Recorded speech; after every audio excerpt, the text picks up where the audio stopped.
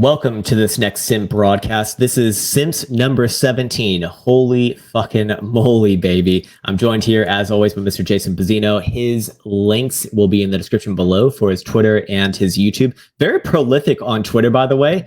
I just started to really notice it, man. You're tweeting. Yeah, you're tweeting quite a fair bit there, man. It's good stuff. But right. I've actually been trying to take a bit of a Twitter break recently. I'm really trying my hardest to not like open it up by habit, you know that feeling when you go on your damn phone and you open up these fucking apps and it's just, you don't even think about it. I just start scrolling between Twitter. I do some doom scrolling over there for the war. And then I go to Instagram, check out people that I don't know anymore, like their life. And I'm like, go to tits and arse on Instagram and then back to Twitter for Elon Musk memes. Exactly. Yeah. Elon Musk has been killing it on the Twitter recently, man. I'm wearing this in honor of Elon Musk. How's that? There we go. Blockchains matter. That's right. Blockchains matter. I support the current thing as well. And I am on team support the current thing. I mean, that it's so with perfect. That said, we've probably lost half of the audience. No, they're not that much of a simp. But like the video up, these are struggling times out in crypto space at the moment. There's nothing going on to talk about, but we will find something to talk about. Yeah, if you're tuning into this content at this point in the market, you're just as big of a nerd as us, and so that constitutes you as a simp. We're happy to have you, and well, this is what I do no matter what. So fair enough, man. But yeah, as far as the market goes, I mean, traditional markets, they want to take a leg lower. It's kind of hard to see Bitcoin and everything else not follow too. I haven't looked at gold today. Let me from those highs. Go. Oh wow, yeah. I mean, it's all fun with old mate Peter Schiff. I was going to say, go fuck yourself. What does he care? He's making money regardless, and it's just people getting sucked into the troll. I think he's just like a genius marketer, and he knows that anytime he mentions Bitcoin, the crowd is going to go wild, and they're going to give him a lot of engagement, and so he gets more and more notoriety, which means that he has more and more social media power, and that's actually kind of the game, in my opinion, because you see these people like an Elon Musk or a Kathy Woods or a Peter Schiff, and most of their power is in the fact that they have a humongous follower base who really believes in everything that they say and really kind of subscribes to their whole ethos and whatnot. And it seems like that really is the way forward. And even for like politics, you look at someone like AOC. I don't know if you know who she is, but she's a very popular young politician in America. Yeah, and these people, they become popular. They don't necessarily become like, it's not like you love what they're saying, but you just start to love the person themselves, and so it becomes a different sort of beast. So we haven't really seen that in the past, or at least not to this level. And so these people just become like, I guess, I don't know, icons, I suppose. Elon Musk definitely at that level. For them, rather than what they can actually do, kind of like us on YouTube, right? Yeah, exactly. Well, I mean, there's definitely some of that. Yeah, no doubt about that. I was watching a podcast with Brett Weinstein. Oh, right on. Yeah. Love him. I think we can just say you're a fan straight at the beginning of the podcast. It doesn't matter. You don't have to love everything about one person. We've talked about that before, on the podcast. But essentially, he was suggesting that all scientists, should just have FU money. Fuck you money, so that they don't have to be persuaded by the next latest thing in order to feed their families anymore. That's taking it to the extremes. But if you have fuck you money, then you can just go out and do science how you see fit. You don't have to abide by rules from a company that's employing you to give you the result that they're after. It's an agenda at that point. Yeah. And I'm always one that said, screw the science. I don't need that, because I can just go out and eat the food that I need to eat, and I feel how I need to feel or whatever. But I think that's a good point as well. Yeah, absolutely. I mean, the next bit of money. Well, in a sense, I mean, that's kind of what we're doing on YouTube, for better or worse. It's like, look, I don't need to always have the narrative of Bitcoins going to 500,000 or a million or whatever, because, well, I rely on my trading, and for the most part, I'm actually retired at this point. But I still enjoy doing it, and it's like, it's almost even more fun to be bearish in a lot of cases. Well, I could be retired if like I wanted to go live, like a not so, like a decent lifestyle, but not great. Anyways, back on topic there, it's almost more fun to be bearish in that case, just because, you feel like you're going against the grain. You feel like you're doing something different. And there actually is a bit of notoriety to be had on that as well. So you kind of get stuck into like the same sort of, what's it called, realm where it's like, you're just doing it because it's like edgy, right? And it gets attention, and the attention, begets more attention. And so it becomes that rolling sort of snowball. But, I try to keep it more subdued at this point. And at the same time, it's like looking at the market. I'm not afraid to say, hey, this is probably gonna be boring for a little bit longer. We're not gonna see, a major move. I don't think like today, for example. I think maybe around end of month at the earliest. But whether Bitcoin goes to the upside or the downside, yeah, I'll still be here, and I know that you will as well. And that's actually an interesting thing recently that I've noticed. And I don't know if you've caught on to this as well, but I do my morning perusals of all of like the top crypto YouTubers to see their titles and just see like what's what's about. And a lot of people have stopped doing their daily uploads. Actually, a lot of people have really slowed down to maybe even a weekly. And these are the people who were so damn loud during especially 2021. So to see that, it's interesting. I wonder what their sort of angle is. Do you want to mention who, or is this sort of no? I mean, should we get into Nate? Like, it's not like a bad thing that we're saying, I guess, unless we start to come to a bad conclusion. But it's the usual suspects, right? So there's a lot of take a break too, but it's happening at this of course time, and I just go back to pure digital marketers. But when you come into the space, you don't know that they're digital marketers. Like, you just need to know a little bit about something that's trending so you can make content. Yeah, that's digital marketing. You need to know how to market and sell first. Sell first. 100%. And then also what I think people might think is a little bit eye-opening is that for a lot of those channels, they actually have content writers for them who will search up like the next story basically. And they're just reading off of somewhat of a script. And some of these guys are like literal actors, which is not a bad thing. I mean, I think they're open about it. I believe, is it Altcoin Daily? I think they might be. And then also Coin Bureau. I think Coin Bureau's main guy, I think he like literally is an actor. But that's like the thing, the channel is not him. There's actually like a mastermind behind the channel that has a writer for the content. They have a front face as like kind of, an actor type to be able to deliver the content. They have obviously, people editing it. They have people who are doing all the infographics in the background. It's like a whole damn thing. I mean, I know even for Elliot's channel, like and he's spoken about this openly, so I'm not saying anything, derogatory. I mean, he's one of my good friends for fuck's sake.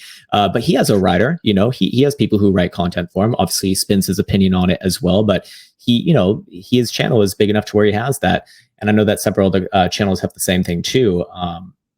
So it's just, it's interesting because, I think a lot of people, if you want to get into that topic of, if you were to get started into YouTube, or if you were to give some sort of tips to someone who's looking to get into YouTube, understand that you don't have to do everything by yourself if you don't want to. You can outsource anything really at this point. I mean, shit, I know. Oh my God, man. So one of my friends, before I ever got really like hardcore into YouTube myself, not that I'm like super hardcore, but before I really got into it, I knew him, and he had a 1 million or 2 million subscriber YouTube. And it was very eye-opening to kind of pick his brain about everything because one, he who owned the channel, he never did videos on it anymore himself. He had hired, a voice actor to deliver the content. He hired, a visual person to do all of the background. And then he hired, he hired like someone to write it as well. And these people that they were hiring for this 1 million subscriber plus channel, I think now he's at like 2 or 2.5, maybe going on 3, are, very like they're paying them $20 per episode, which takes like days to write, to like some kid, who's probably in his 20s in South America, for dirt cheap. And that's how they make it work. And there's extremely high turnover and those sorts of things. And then to top that even off, they have what they called the cartel, where it wasn't just his channel that was doing that. It was a bunch of different channels, like, up to maybe, I think it was 10 in their group. and they all just fed each other views, because at the end of their videos, they can essentially promote another person's video. So they do it that way. And then all of these channels would just, get bigger and bigger and bigger with that snowball. And then they kind of split up the advertisement revenue at the end of the day. And when you're, when you're having millions of subscriber plus and you're getting, hundreds of thousands of views a video, that is decent money. Or at least I would guess so. I mean, it seemed like he was doing pretty well from what I could tell. So to me, that was quite eye-opening, because a lot of the time we think of YouTube in the way that you and I pretty much do it, which is just like, I mean, we're pretty much the only people doing it. I mean, I do have a person who does my thumbnails, and then some every once in a while. I do my own thumbnails. Oh, really? Okay. Well, fuck. Okay, I can't do that, but I do have someone for that. I do it similar to you, where I'll check some of the titles first, but then I just got into a habit of,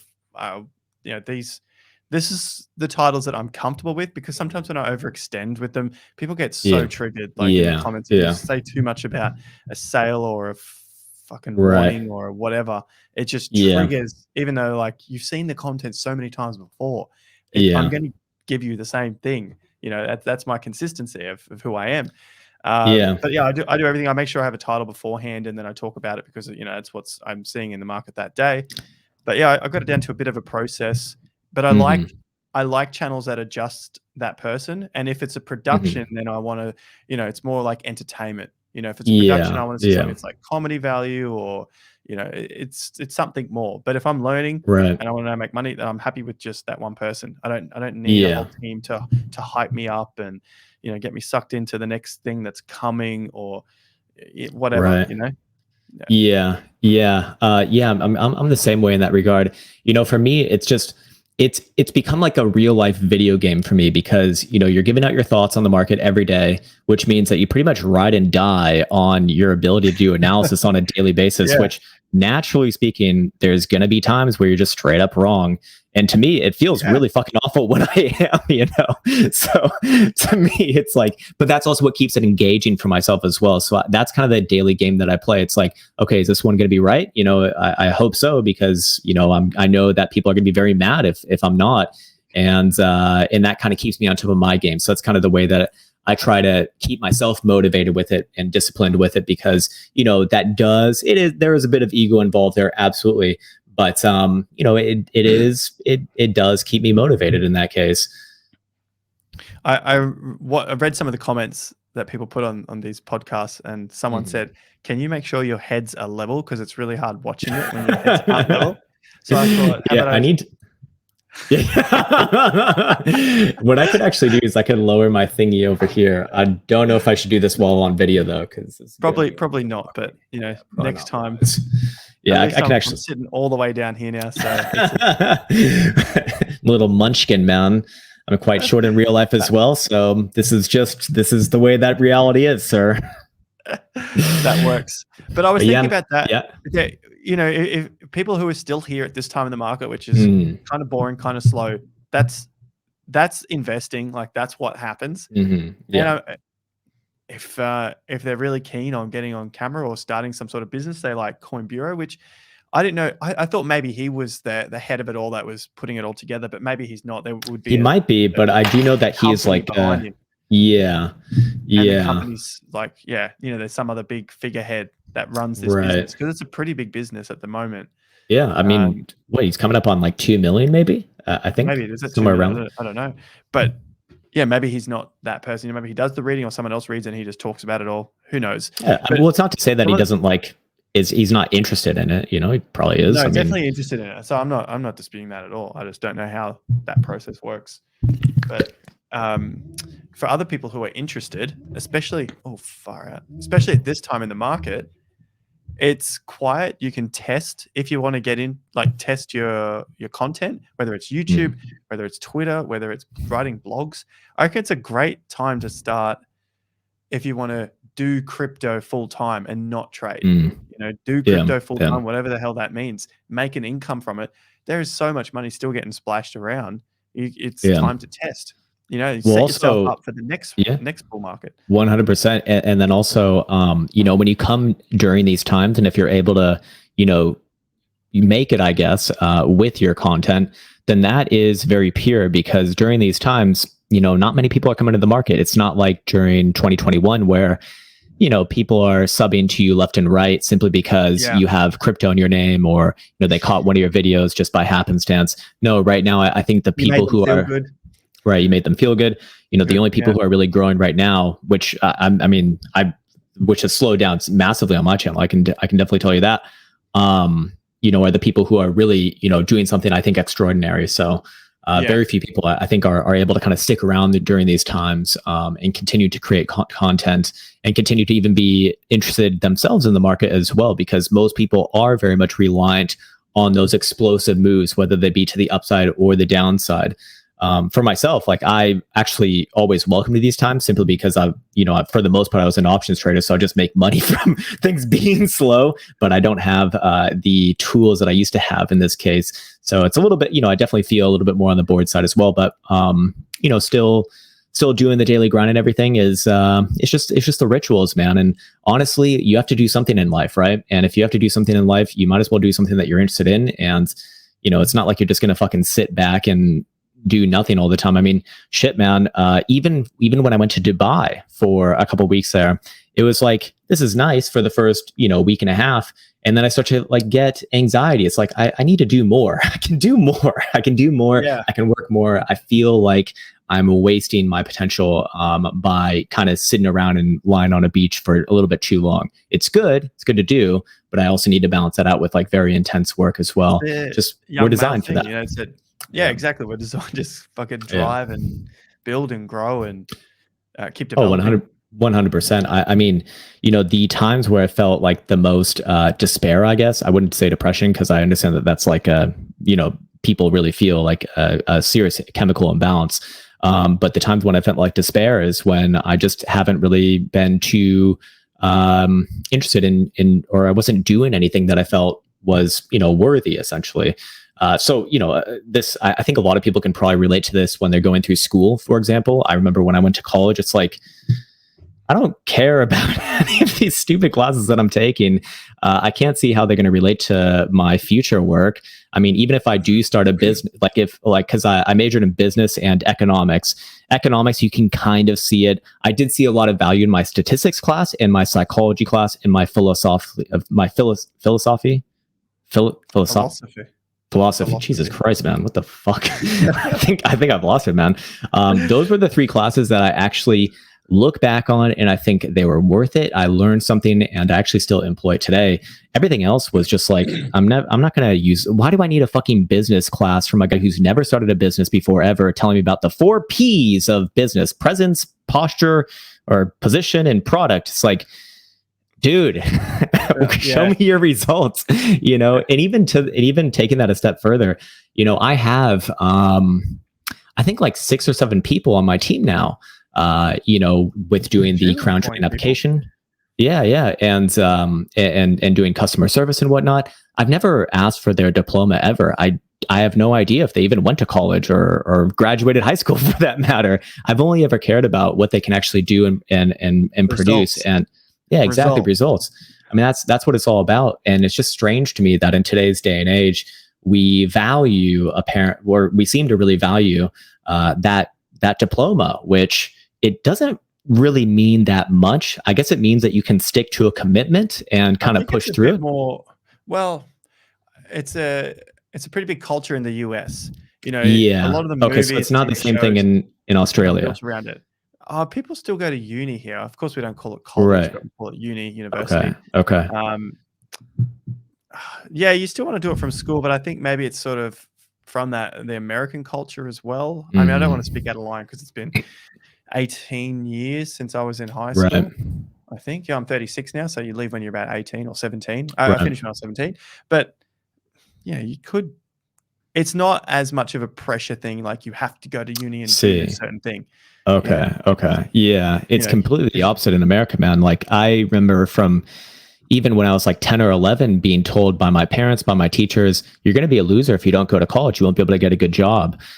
Stuff like that, Okay. Yeah. It could be different now. It's been, like I said, 18 years, but I don't remember anyone really saying that. Right on. Yeah. Which at that age is like, I mean, I was really scared. I was like, man, I need to go to college. I really need to go. And I did go to college. It was great 6 years, but 6 years. Yeah, I actually did.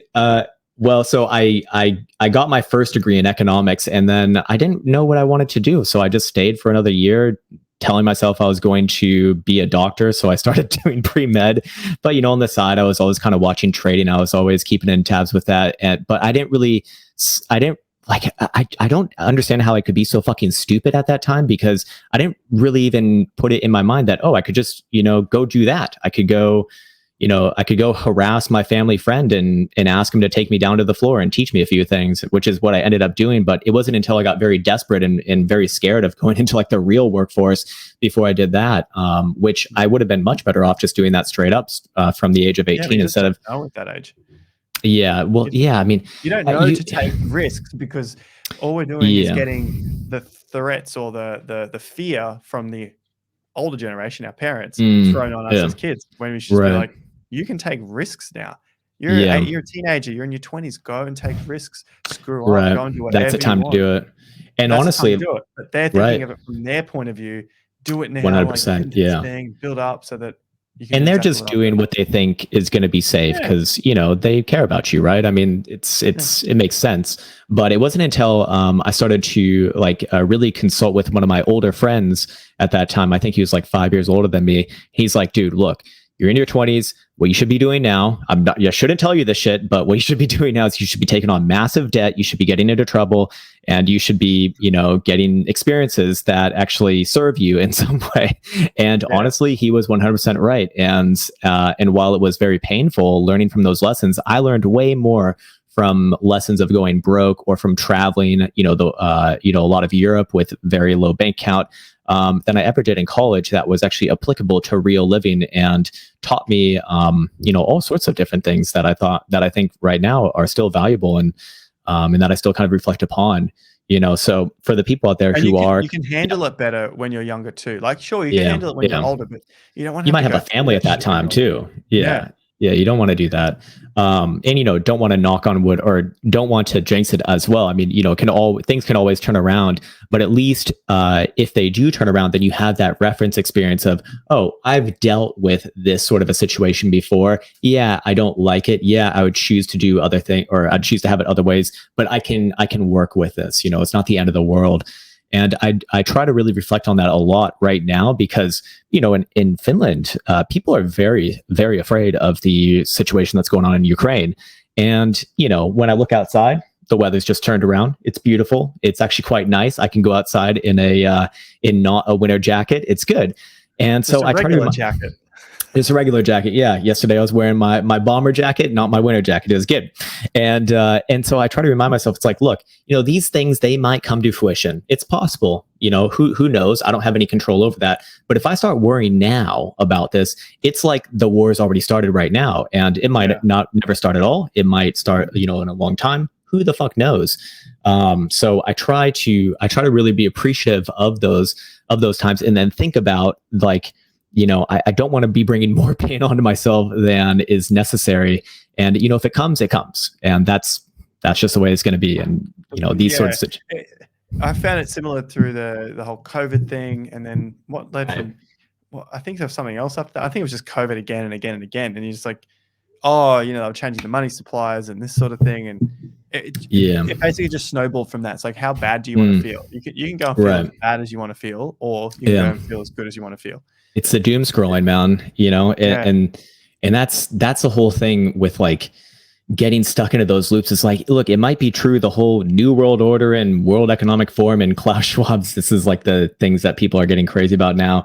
It's like, look, man, if I start to worry about this right now, first, I don't even know if this is a big deal. And second off, this is probably so far away. And are you going to even really notice? What can I do? I can just worry about it in my head.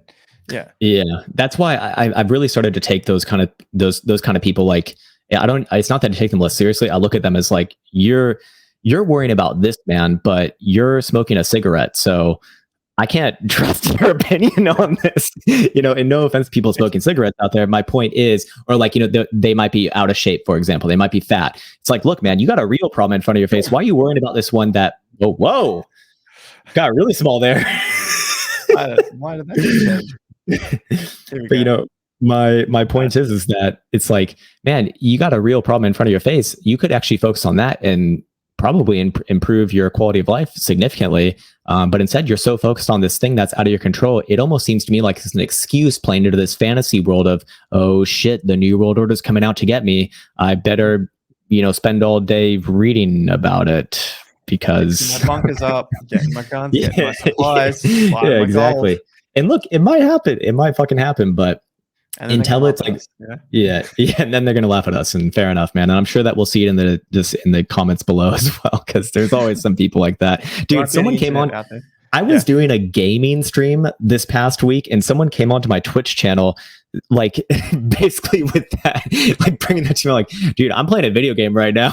You know, I don't know why you want to bring this up. I don't care. I don't care right now, especially. I mean, Jesus Christ, man. What are you playing? I have not played computer games. Like, oh, dude, they're so good now. So 4 or 5 times a year, I'll just go balls deep into a game for a couple weeks. That's about as long as it takes for me to kind of come back to reality. Like a whole year. 4 or 5 times, like 2 weeks.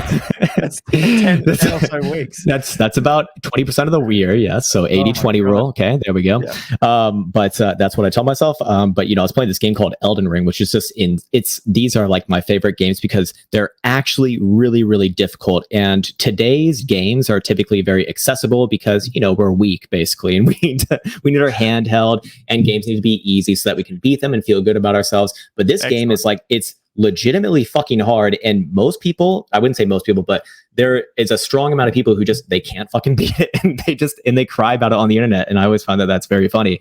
So that's what I was playing, and that's what I was very into recently. And then, you know, I kind of burned myself out on it after a couple of weeks and come back to, you know, going outside and enjoying that again. And it provides, you know, a bit of perspective for myself as well. So I enjoy doing that, man. You want to lose yourself in the metaverse is what you're saying. Dude, honestly, you've destroyed my vision of the metaverse, man. I used to be all for it, and then I started reading your tweets, man, making fun of me and my thought process. And now, you made a lot of sense. Well, basically, it's like, look, man, we already have a metaverse. It's called the real world, and it's the best one that we got. It's like, dude, yeah, you're right. I can just go do this experience in real life. Why wouldn't I do that? You know. At this point, the metaverse VR, it ain't as good. Hard, and most people never get there. Yeah, exactly, man. Exactly. But it can be as easy as you want. You know, as fun as you want too. Right. So, you know, I've been trying to focus more on that. It's a little bit difficult for me right now because I can't travel as much, as I'm still waiting for I need to wait for my residence permit to get accepted again so that I can, you know, travel without being deported. But yeah. So I just got the last one out of me. Part of town, like I have no idea about Finland. Dude, yeah, it's Helsinki's the capital here.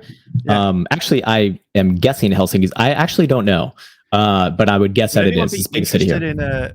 In a vlog from Krown, just showing us Finland. You just tune into my Instagram. I take videos every once in a while. It's not so shaky. I've told you not to do it shaky. That's what old people do. I think it's like shitty phone camera, man. I have an Android and just doesn't work. Yeah. What kind of phone do you have? Just an i12. Okay, of course you got a fucking iPhone. Okay, well those cameras, they're just like the best of the best, man. I guess my Samsung just ain't as good, and well, fair enough. But yeah, man, you know, Finland's like a very good balance between small city-ish. Yeah, I mean, you know, we've got nature here and stuff, especially if you enjoy the winter and whatnot. But you know, it's small city. You're in nature. I can go walk 5 minutes, and I'm basically by the sea. You know, it's quite nice for that. 5 minutes, for that sort of Yeah. I mean, we're right. Is it beautiful? We're right on the Baltic Sea. Yeah. Oh yeah, man. Really? Not like shitty looking water, like when you see the videos of people in London and England, and you see the coastline, you're like, that's so gross. Like, it's different though. I am in a very privileged piece of the world. Yeah, fuck off, man. No, it's like, you know, it's like a winter wonderland basically, and the Baltic Sea freezes over during the winter, and so you see snow on the sea. Yeah, it looks actually really, really cool. And so right now, when everything's kind of receding out, you know, you see like these ice sheets kind of floating around in the sea, and you know, life's starting to come back there and everything. And yeah, man, it's a really good balance. And you know, just do something as simple as the air quality that really fucking matters, because I've lived in San Francisco, I've lived in Chicago, I've been to pretty much all big cities in the US and many in Europe. And the air quality is always like, you don't notice it when you're there, you only notice it when you leave, but it makes you feel bad. We've talked about the air quality so many times on the stream. Yeah. And I just said Thailand, Chiang Mai, it's like the worst air quality in the world. Oh yeah. Chiang Mai, through there. Even now, I think it's January, February, March. I mean, you just start like coughing up like dirt once you've been there for a little bit of time. I never stayed this period because a lot of people leave. They leave while the smoke. So it's like a seasonal thing. I see. Okay. Yeah, but then the whole place is filthy, like with the air quality anyway. They often have to go to the doctor a lot to check their lungs. So that's like a regular check. So it's not like fucking drastic, but people have not the greatest lungs if you live there long term. Yeah, I can imagine that. Yeah, that's going to be a problem. Yeah, man. But as far as like, I guess expanding on that topic, maybe exercise and health, that's something that I always want to be, focused on. So for me, I've actually been considering buying like a kayak and just going in the sea. Because I mean, why the fuck not, man? It's a good rowing exercise. Makes you feel like you're out there and doing to the water. Just carry it. Yeah, I mean, it's right there, man. Yeah, we're pretty much right on the water. My next place that I'm, the place that I'm buying, that I'll be moving into, or that we'll be moving into, because anytime I say Elsa will listen to these and she'll be like, "What do you mean we are going?" It's like, what the fuck? Is she not home today doing? She's actually home. Shopping? She's in the other room, but yeah, she's no shopping today, I guess. She listens to all of these streams as well, and she'll always bring up like the smallest little thing, dude. It's so funny. Anyways, we'll be actually like literally right on the water at that place, so I'll definitely have a kayak there. But I was thinking of maybe even get it here as well, and just going out there and fishing out there too. Yeah, I don't know if you want to eat those fish in the Baltic Sea, but I don't know what the Baltic Sea is like. I don't know. Yeah, I have no idea, to be honest with you. I would assume probably not great though. Apparently, we have like this harbor or port. Yeah, there's a bunch of ports around here. Absolutely. Okay. Getting like a bike and just kind of going around that way as well. But that daily grind of just even as something as simple as getting 10,000 steps in, which is kind of where you start to pass into what's medically considered like active. Like that's the baseline for activity. 10,000 steps a day. For anyone listening to this, check your fucking phone, because it probably tracks your steps per day. You ain't getting 10,000. I'll tell you that straight up, unless if you're really making an effort to go and walk around. I mean, that's like an hour to an hour and a half of walking. So I've even just get into the metaverse. Yeah, get into the metaverse. I started did you see it on Twitter? I put 50 burpees a day. Oh, right on. Yeah, I have seen that.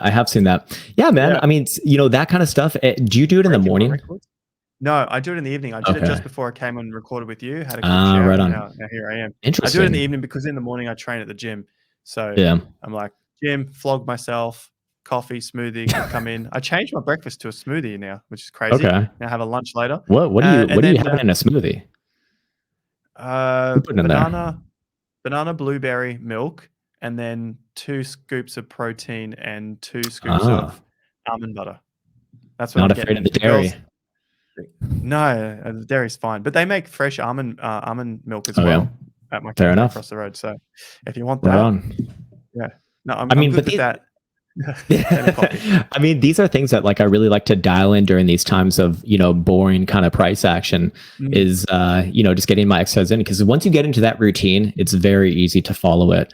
Very easy. But optimizing that routine at first, like it's taken me a while to kind of get to where I actually feel like, everything's pretty good, or at least as good as it's ever been. I've had to consult with nutritionists. Man.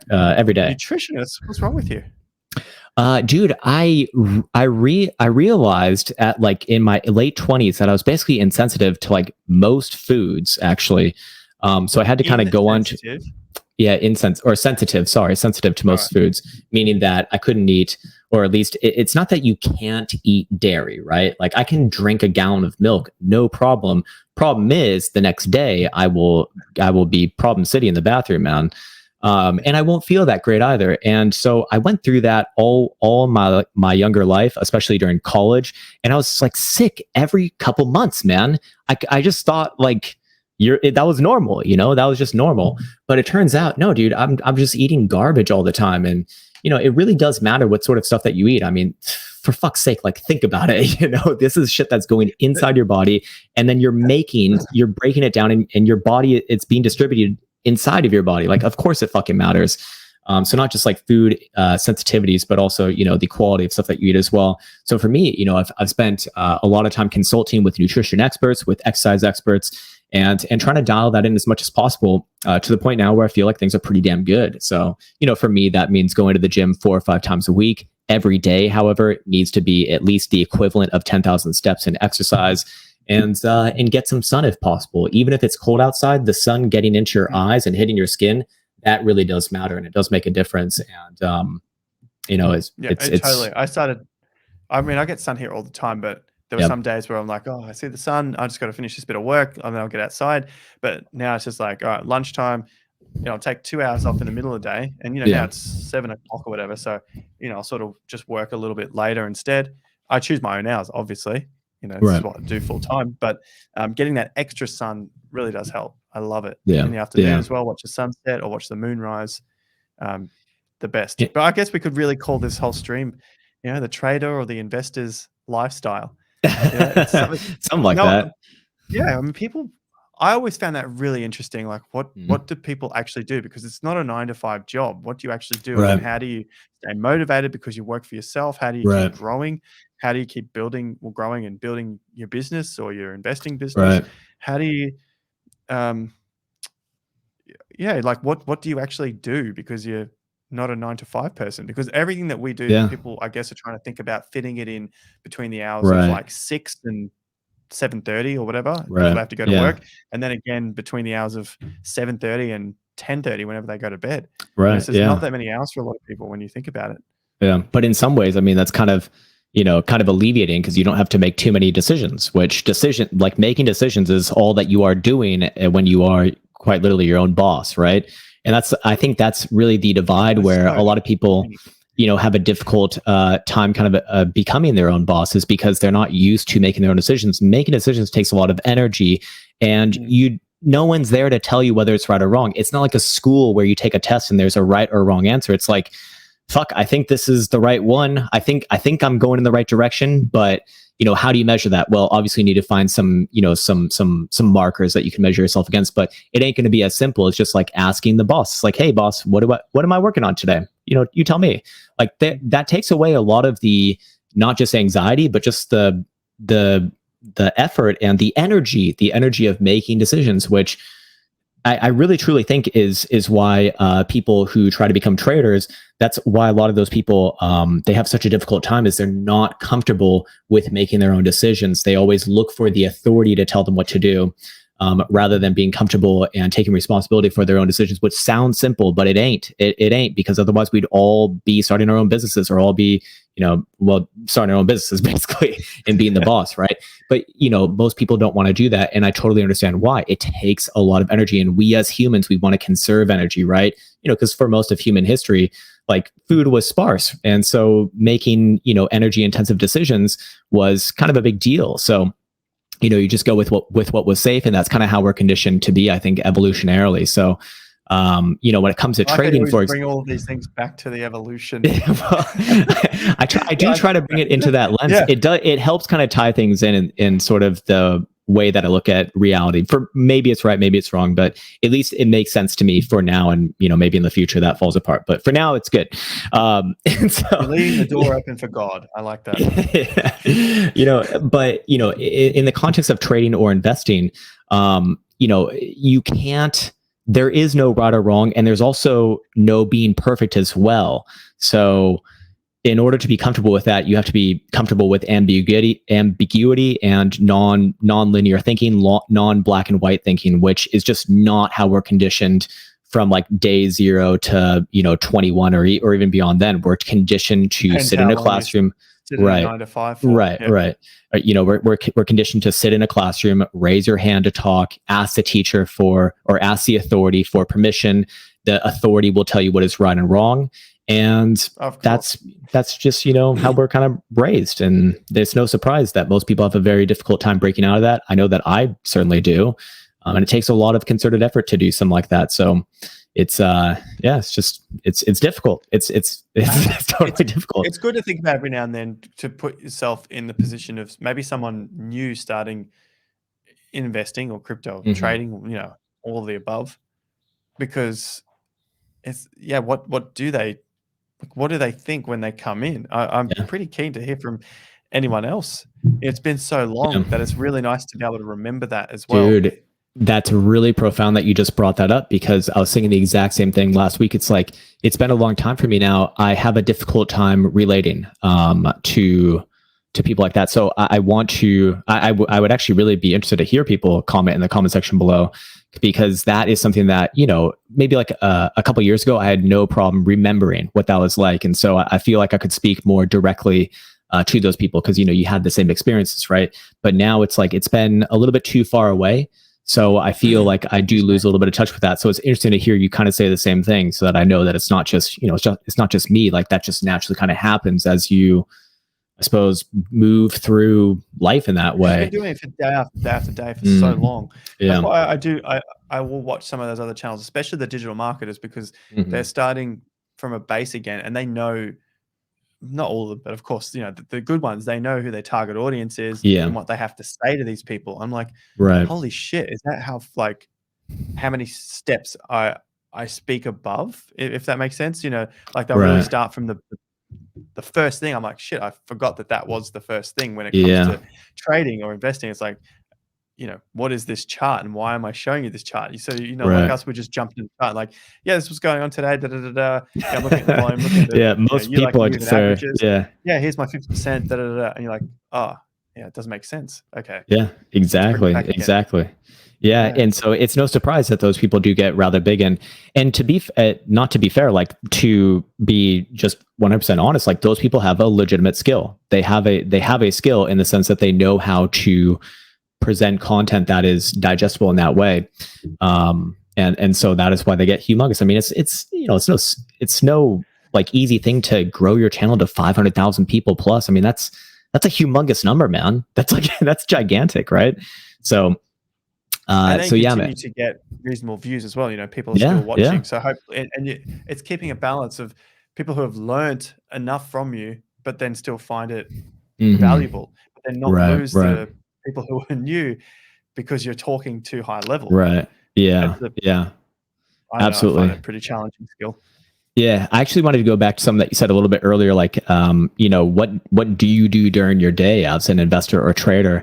Well, I had the realization very early on when I started to switch into that sort of a lifestyle, that if I'm going to be taking that lifestyle, which means, taking responsibility for all of the decisions and understanding that that's going to be, a non-linear process, one of the things that has to be very paramount to putting me in the best mindset to make those hopefully best decisions in at least the best way that I can, is I need to make sure that my health is a priority. So that means, at least in the way that I understand things, needs to be active, needs to be eating the right foods, need to be eating, needs to be getting enough sleep, stuff like that. Because the second that I don't get physical stuff, and then obviously your mental and emotional that you do to improve it. Dude, the craziest thing to me is that, if you get 8 hours of sleep a night, it's like everything's better.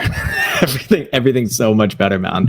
I can't imagine how many issues would be solved, not by pills, but just by getting enough sleep on a per night basis. Because I didn't even consider like you really needed that much sleep until probably my late 20s. Before that, staying up till like 2-3 a.m. was a very normal thing to do. And I would always be tired. I'd always be tired in a bit of a haze. That's interesting. True. It's been so long since I've been interested in staying up till 10 or 11. Now it's, dude, to me, it sounds like a punishment. Getting ready to, it definitely feels like a punishment. I'm like, it does, man. I'm going to be ready to go to bed. 8:39 is exactly where I'm at as well. Exactly where I'm at. And I want to be waking up at like 5 to 6, somewhere around there. That's good enough. Before 5 is a little bit too early, but now that the sun is getting up later is too early. So I get up at 4:40 because my gym's at 5:30. So I get ready. And oh man, okay, you're really getting after it then. Jesus. It's a bit early now. In summer, it's absolutely amazing. Like it's totally easy. Yeah. Now the sunrise is like 5:45, so being in bed till like 5:15 sleeping would be lovely. Yeah. Yeah. Extra I half see. hour. Yeah, I bet that's quite nice too, because then you got the rest of the day in front of you to. I mean, you already got your physical activity out of the way, so yeah, not everything else. And also here, it's like the lifestyle here is early. Anyone that lives on the Gold Coast or maybe even beach cities, wherever you are. What time do you like shops open there? Like supermarkets? Yeah, like a coffee shop or something. Coffee shops 5:36. Wow. Okay, you guys are early. And supermarkets, the majors are, I think 6 a.m. Yeah. Okay. Wow. All right. Yeah. Not bad, man. Yeah, I remember not bad Europe is so late. I can't. Yeah. It bugs me so Dude, much. It's still like here on Sundays, things, some things might just be closed. Like, that's unheard of. On Christmas, there's actually shops that are closed here. It's crazy, man. But I know what's the regular startup time there? But your sunrise is so about late. 7 to 8ish. Yes, coffee shops are like 7:30 on weekdays. On weekends, most of them close. Actually, like 2 coffees by that stage. They have one at 6, man. maybe another one at 8. Dude, speaking of that, do you? I think I remember you saying that you take time off from coffee every once in a while. Is that right? Okay, what's your plan with with that? Because I feel I need to implement some sort of a strategy to mitigate my intake. All right, couple of strategies. One, cold turkey. So just don't do it. Just don't drink coffee the next day. And once you get past that point, the hour, whichever hour it is that for me, it's sort of like once I get past about 10:30, I'm like not that interested in having a coffee anyway. Oh, okay. So there's that option, and then it sort of just goes. Get through 2 days, and then you're all right. Yeah. For me now, because I've done so many times. How much time do you take off to kind of reset? At least 2 days, and then once I get to that point, sometimes maybe I'll just go longer. Last time I did it, I think it was like 10 days. I felt good with that. Gotcha. Yeah. So that's one option, and then the other option is go on to green teas the next day. Because I think green tea is less caffeine, but you get like a more sustained energy flow. So you're not necessarily getting off caffeine, but you're getting off coffee, and you notice that smell. Through your urine or your breath or anything, like it's quite strong, but you're still getting, if you think there's great antioxidants in coffee, you'll probably still get it in green tea and whatever else you drink. Yeah. But green tea, it sort of goes through the system from what I was reading or listening to, that it's a bit easier. Could be wrong, whatever. It feels better, and it doesn't feel like it sticks around as long, and it doesn't feel like there's as much caffeine as there is with coffee in that big hit. So that's option 2. Other option, go on to decaf and do that for a day or 2. And then just get off coffee altogether if you want to detox from coffee, or do you want to detox from the caffeine of coffee? So sometimes I like to what was the word?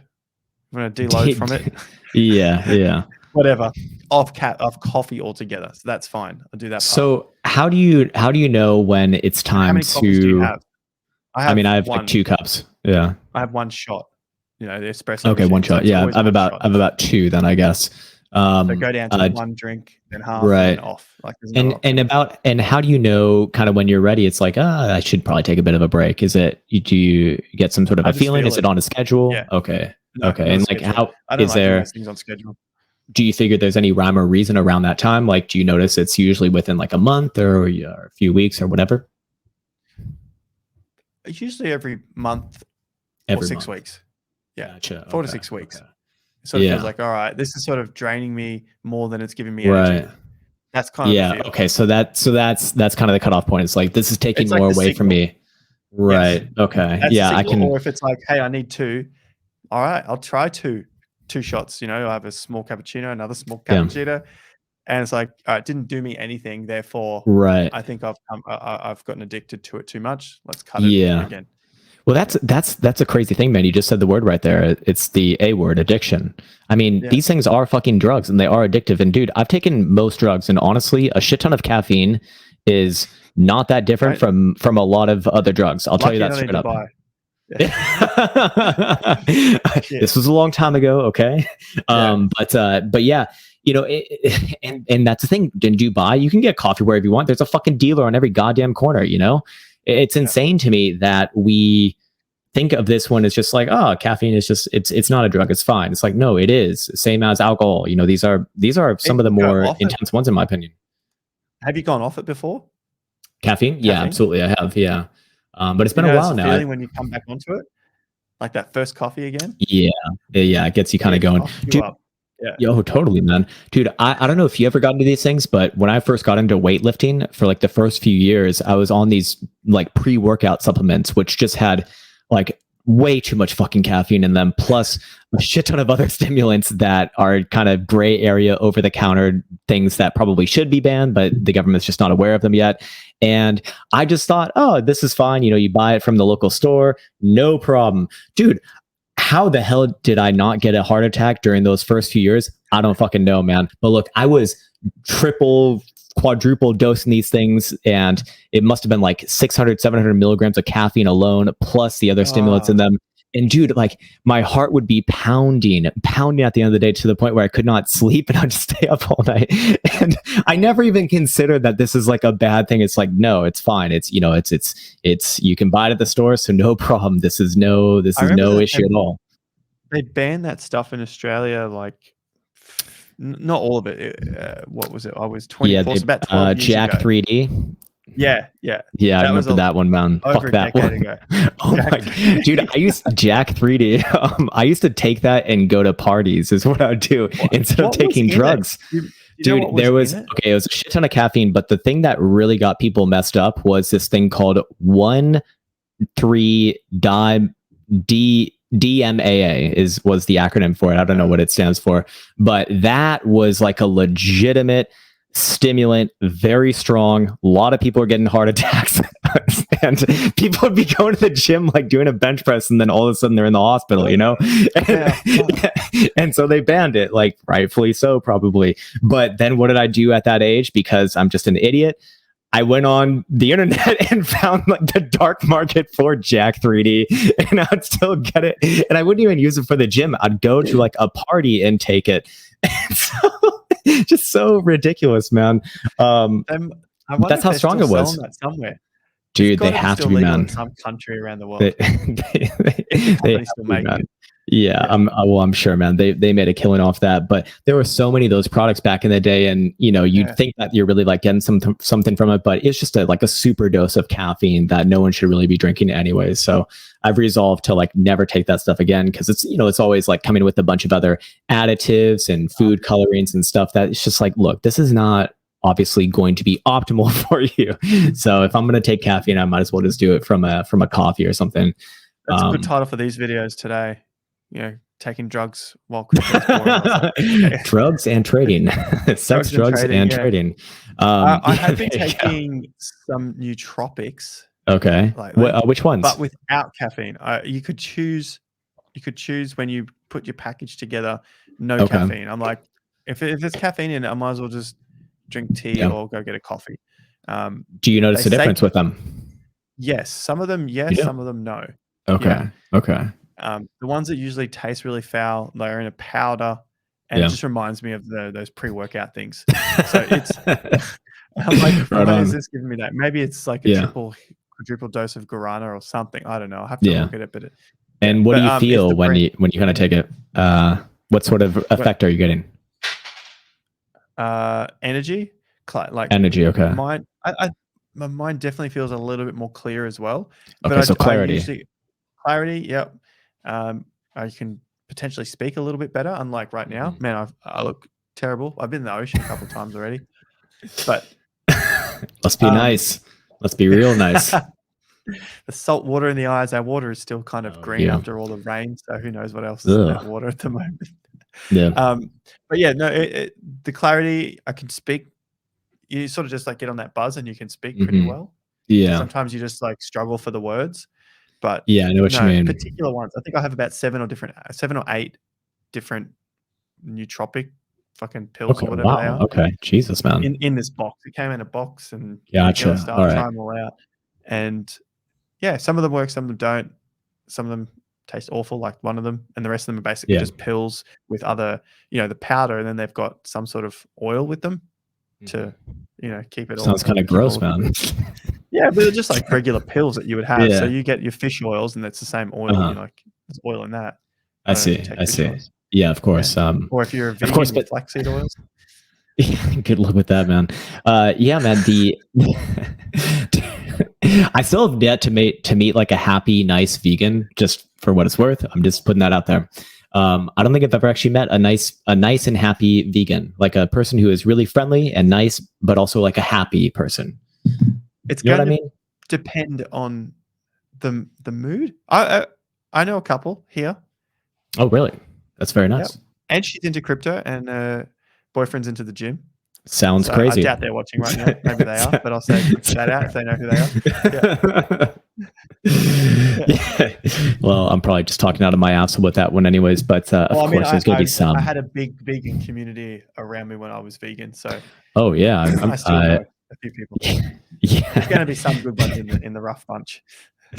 Yeah, man. Well, dude, it always kind of blows my mind when you tell me that story about what happened when you started to leave there. Like people just kind of followed you around and harassed you, it sounded like, with the whole online, sure. Yeah. But not in real. No one's Okay, so no one actually like comes up to you in real life. Okay. Nah.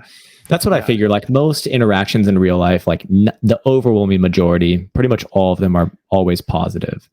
You know, people like, even if people absolutely hate you, they're probably not going to come up to your face and say, "Hey man, fuck you. I really hope that you die now." It's like, what the hell, man? It's like, okay. I had a the other day with some of my YouTube. It was, I saw you riding your bike with your baby, because I have the baby seat in front. Oh yeah. With Izzy on.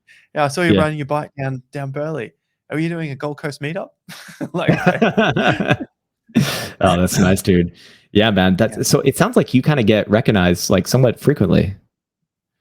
Yeah, it was kind of like every day I went out. Wow. With someone.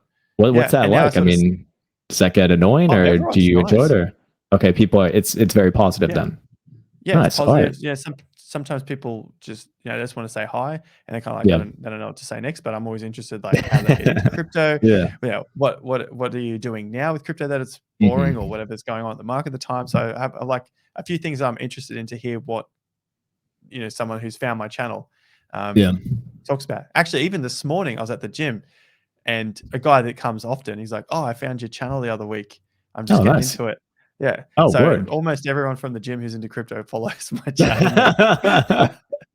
Shit, man. Yeah, that's awesome. That's super awesome. It's the reason why I bring it up, or just something that I was thinking about, was I remember when I was talking with Crypto last, I actually asked him the same thing. It's like because he gets recognized all the fucking time in Dubai. Like that guy is just, he's like the man there, is what it feels like. And he says like it's always positive. He really loves it. Like, despite all of the internet hate that he gets, it never shows up in real life ever. Never. And that's I find that so crazy. He's a lovely guy. And, we just use him as an example because he's the nicest out of all of the... He's the most likable, man. He's the most likable. The most likable out of all of that. Yeah, he's good, dude. It's really fun to hang out with. I'll tell you that straight up. Yeah. So we're picking on the nicest one here. But look, pure entertainment in my opinion. I don't know what else I would do with those videos. Well, people like his vibe, like he has a really good vibe when he comes on, right? Today for the Bitcoin price, it's fun, it's engaging, he's making it exciting, he's really good showman, he's a very, very good showman. And that's a skill, he does have a skill in that regard. And he knows a little bit of technical analysis, and he's going to get things right here and there, and sometimes more often than others, obviously, as does everyone, right? But at the same time, I was just interested to hear him say that, because when you look online, a lot of these guys, like, it seems like they just have a never-ending stream of hate, which I don't know if I could deal with, man. I was thinking about the other day, I'm like, I'm almost kind of envious of Carl from the Moon, because he seems to be able to he doesn't care about any of the fucking hate that he's getting, man, at all. Maybe he's just like, fuck you guys. Every time he makes a video, all this money is going straight to my Bugatti. Maybe that could be it as well. That could certainly be it as well. But it really seems like they're kind of zen in their own world, where they just don't care, and or maybe they don't care, but it doesn't enter their reality, and they seem like genuinely happy people, or at least Chris does. I don't know about the rest, because they seem very materialistic from what I can tell. Which there's definitely a different vibe between them all, and Chris. Yeah. From at least a few that I've watched. I might even go watch Chris after this. I got pizza waiting for me downstairs. Oh, pizza! Oh man. Yeah. Oh, that's great. That's fucking great, man. Yeah. Yeah, man. No, well, he's all hopefully about he like might be in healthy lifestyle and Thailand. everything. Hopefully he'll be in Thailand, and then we can all meet in Thailand. Yeah, yeah. I mean, he loves Thailand apparently. Yeah. But yeah, man, it's you're right. They all do kind of have different different personalities and whatnot. I mean, he's much more holistic, into crystals and stuff. And hey, fair enough, man. Do your meditation, do your yoga. I'm into meditation as well. It's good. It's only helped me, so I can definitely align with that as well. Yeah, go ahead. Positive note on, like, he's always positive. Yeah, even always if it's positive. just like Yeah, Bitcoin price go up, because it's also good for trading, right, like right. new people get him in Yeah. to the Well, to the that's what it Ponzi turns scheme here. into. It's But I come to think of it, I like that more than the doomsdays. I'd rather listen to that, even if it's true. incorrect Yeah, and shit. But then the doomsdays, this is the worst yeah. thing that the government's done next. This is the Right. next thing. The banks are doing it, and you're like, oh, the elite are doing this to you right now. It's like, oh, guess dude, what just stop. happened? Yeah. Fucking fuck off, dude. I don't need to get I don't need this from you. It's for fucking real. But I mean, like, it blows my mind, especially with like psychology of people. If they're watching these guys because they think they're getting some sort of inside information, it blows my mind. It's like, what do you think the big institutions or traders or investors are doing?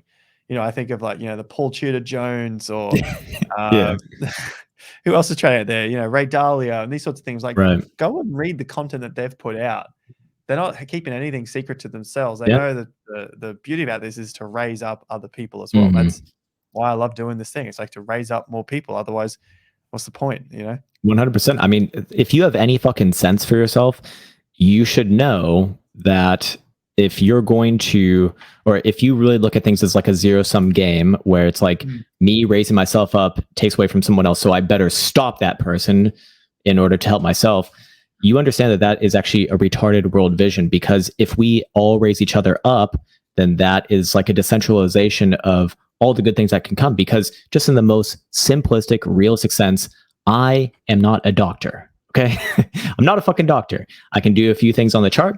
I can trade, but at some point I'm going to get sick and I need to go get help from a doctor. And it would be much better if that doctor was in a, in a better living situation. Like, obviously this is a bad example because they typically are, but it could be like anything else, right? A rising tide lifts all ships. And in the in a more severe sense, like let's say World War III takes over, Bitcoin goes to the moon, and everyone who ever bought Bitcoin is now quadrillion, bajillion, cajillionaire, but there's only a few of us, and then everyone else is poor as fuck, and they're living on the street. What's going to happen when you go outside? What's going to happen when you go outside? It's the same situation as now.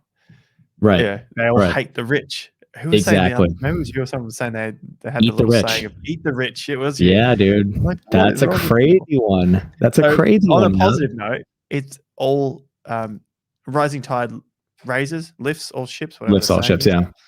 Yeah, floats. That's a good way to look at it. It's like by helping other people, you basically help yourself is what it comes down to.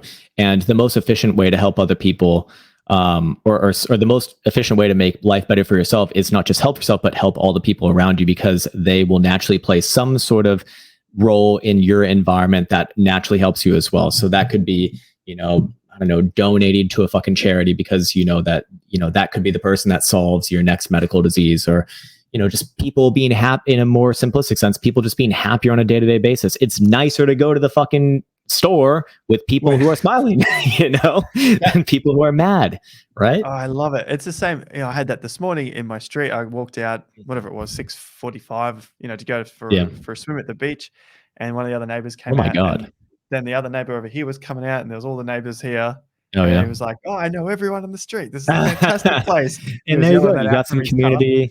People are happy, and that makes it easier for you to be happy, because it just kind of rubs off on you, and then you spread it to someone else, and then they spread it to someone else, and it becomes like a ripple, that ripple effect, and that goes so fucking far out. Like it's hard to even conceive of it, because there's no way to fully understand that ripple effect. I mean, in the opposite way, it works as well. Like when someone says, I remember one time I was at the gym and I accidentally stepped on this guy's like shoes, and he turned around, he said, "Fuck you." And I'm like, I felt bad the rest of the day. And because I felt bad, I was more inclined to, snap at the next guy. Right. And I did. And then I felt really bad about it afterwards. But, did that make his day better? No, fuck no, man. Maybe he went home and like kicked his dog or something to take it out. Who the fuck knows, right? Or took it out on his kid. Who knows? But that has an opposite ripple effect, which obviously expands much further out than yourself. And it's like you can be a little bit more, even just like the smallest positive thing like that can actually, really make a humongous difference. And who knows how fucking far it goes. And that's just with a small thing, I mean, think about what happens when, you actually do something that's legitimately quantitatively good. That's a beautiful end point. So, there's your positive message of the day. Something positive today.